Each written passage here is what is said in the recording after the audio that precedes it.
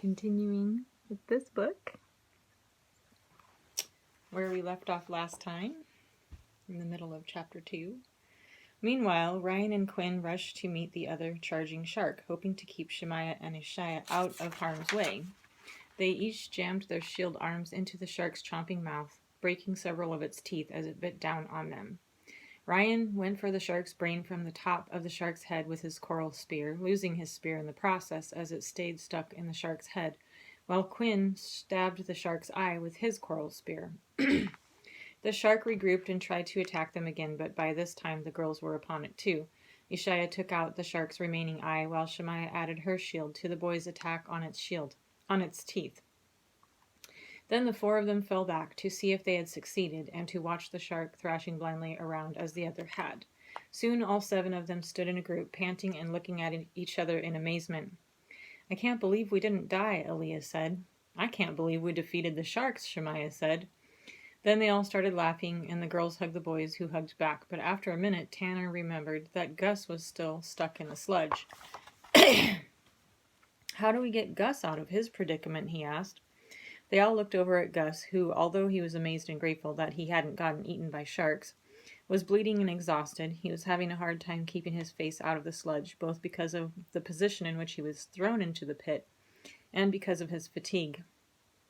"We'll have to go back to the forest and get some of that seaweed rope to pull him out with," Quinn said. "I'll go," Matthias said. "I'm the fastest." As she took off at top speed, Ryan said to Gus, "Hang on, buddy, don't give up." Gus just groaned in reply, but soon Matthias came back with the rope, made a lasso in one end for him to hang on to, and threw it to him. They all pulled him back to solid ground, where he rolled over onto his back and laid there completely exhausted. He had lost quite a bit of blood. "We need to get him back to the village and get those wounds wrapped up before he loses any more blood," Shemaiah said. "The project can wait." After bringing one of the empty sleds over, they gently lifted Gus onto it and dragged it back to the village. Early the next morning, most of the group set out to finish the job of gathering materials. They had all agreed that someone should stay with Gus, as he was still too weak to go, just in case that Ariana girl came back to finish the job. Matthias had volunteered to stay. The boys had told the whole story to the girls and their parents, so Matthias' parents were staying close too, in case trouble arose. Matthias' mom had a premonition of soon coming trouble, so they hid Gus away in the cave where they were staying.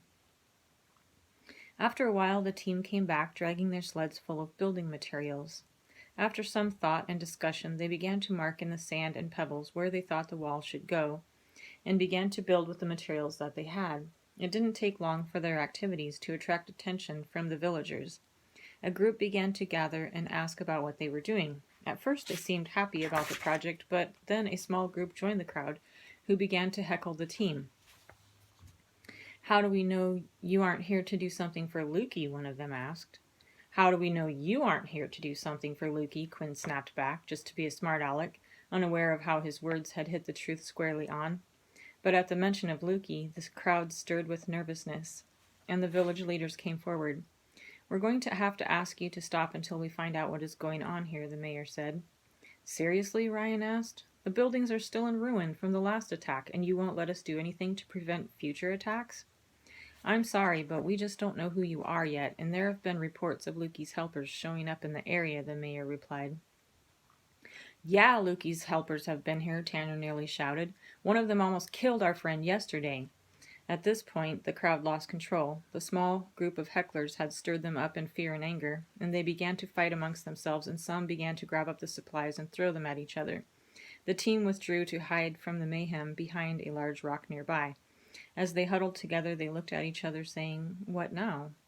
No one had any ideas. The boys looked at Perry. He seemed calm as could be.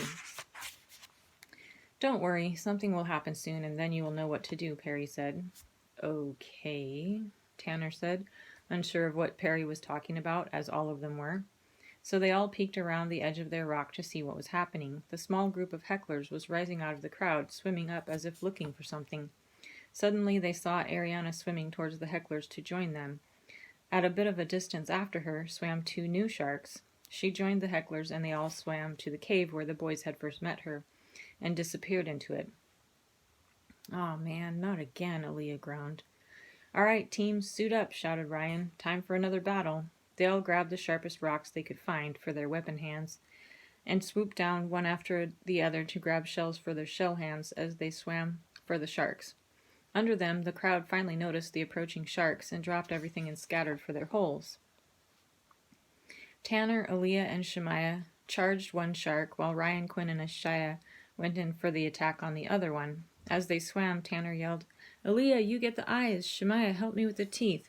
And Ryan shouted similar instructions to his team. "Ishaya, get the eyes. Quinn and I will get the teeth."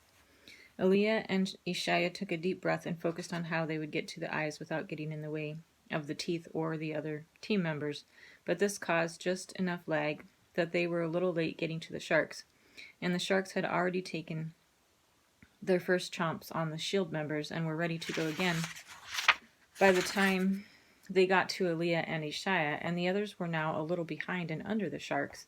They barely had time to put up their shields before trying for a strike on the two sharks. The miscarriage of their plan threw off their aim as they jabbed for the eyes.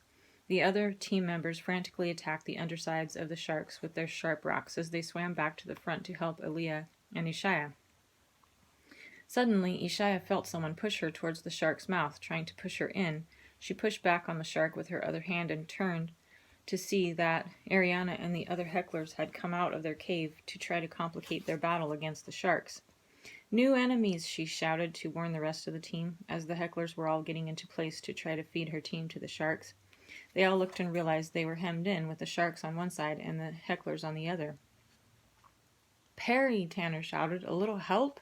The boys all looked at Perry, who was below and off to one side of the sharks. "Everyone swim to me, quickly," Perry shouted. The boys grabbed the girls, since they couldn't see Perry, and pulled them with them as they swam as fast as they could to Perry's side. Apparently this was an unexpected move to the hecklers, who were waiting for the team to turn and struggle against them so that they could easily push the team members into the shark mouths. So the hecklers' plans were thrown off, and they stayed right where they were, trying to figure out what to do now. "Stay here," Perry instructed the team. Perry zipped over to the hecklers and sprinkled something on them. They couldn't see him, so they didn't know, but suddenly the shark seemed really attracted to the hecklers and zoomed up very quickly to take a bite. The hecklers had no weapons, so the sharks were successful on their first attempts. Then the hecklers all panicked and started swimming away, but they were so delicious to the sharks that they were gobbling them up faster than they could get away. The full, happy sharks then meandered off to nurse the wounds of their battle and rest. A collective "whew" went up from the team. They gathered around in a group hug and realized that some of them were still shaking from the adrenaline and their recent scare.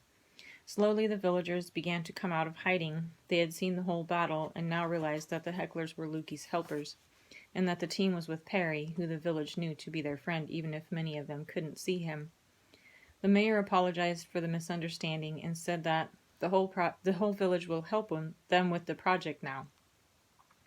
The many hands made light work, and within a week the wall stood tall and proud around the entire village. So that's chapter 2.